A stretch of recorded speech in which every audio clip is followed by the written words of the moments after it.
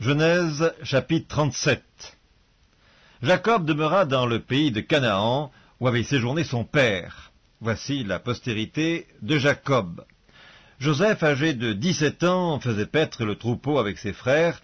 Cet enfant était auprès des fils de Bila et des fils de Zilpa, femme de son père, et Joseph rapportait à leur père leurs mauvais propos.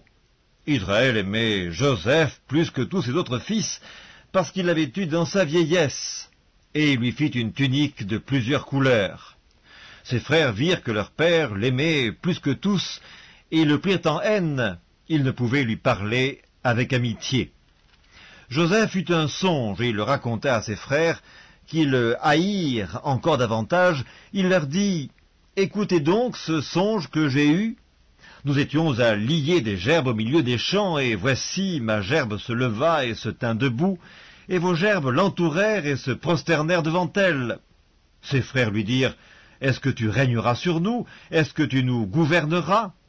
Et ils le haïrent encore davantage à cause de ses songes et à cause de ses paroles. Il eut encore un autre songe, et il le raconta à ses frères. Il dit, « J'ai eu encore un songe, et voici le soleil, la lune et 11 étoiles se prosternaient devant moi. » Il le raconta à son père et à ses frères. Son père le réprimanda et lui dit, « Que signifie ce songe que tu as eu? Faut-il que nous venions, moi, ta mère et tes frères, nous prosterner en terre devant toi ?» Ses frères eurent de l'envie contre lui, mais son père garda le souvenir de ces choses. Les frères de Joseph étant allés à Sichem pour faire paître le troupeau de leur père, Israël dit à Joseph, « Tes frères ne font-ils pas paître le troupeau à Sichem? Viens, je veux t'envoyer vers eux. » Il répondit, « Me voici. » Israël lui dit, « Va, je te prie, et vois si tes frères sont en bonne santé, et si le troupeau est en bon état, et tu m'en rapporteras des nouvelles. » Il l'envoya ainsi de la vallée d'Hébron, et Joseph alla à Sichem. Un homme le rencontra, comme il errait dans les champs.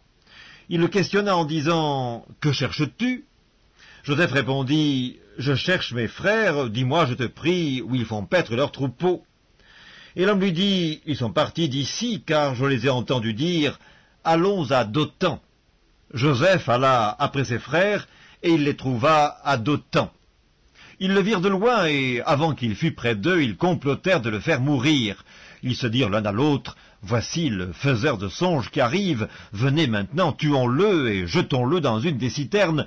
Nous dirons qu'une bête féroce l'a dévoré, et nous verrons ce que deviendront ses songes. » Ruben entendit cela, et il le délivra de leurs mains. Il dit, « Ne lui ôtons pas la vie. » Ruben leur dit, « Ne répandez point de sang, jetez-le dans cette citerne qui est au désert, et ne mettez pas la main sur lui. » Il avait dessein de le délivrer de leurs mains, pour le faire retourner vers son père.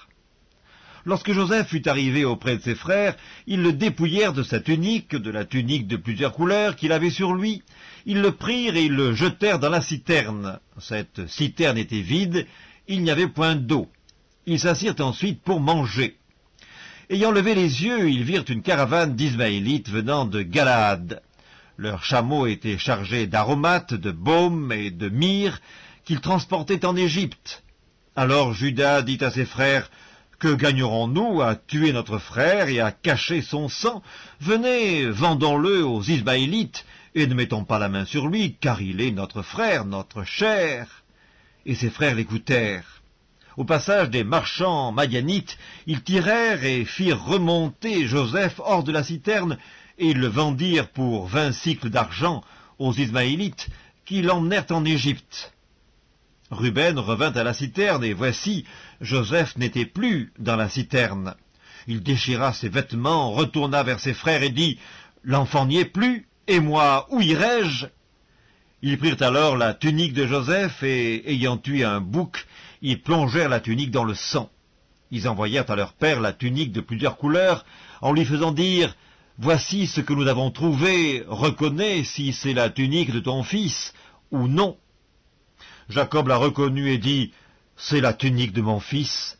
Une bête féroce l'a dévoré, Joseph a été mis en pièces. » Il déchira ses vêtements, il mit un sac sur ses reins, et il porta longtemps le deuil de son fils.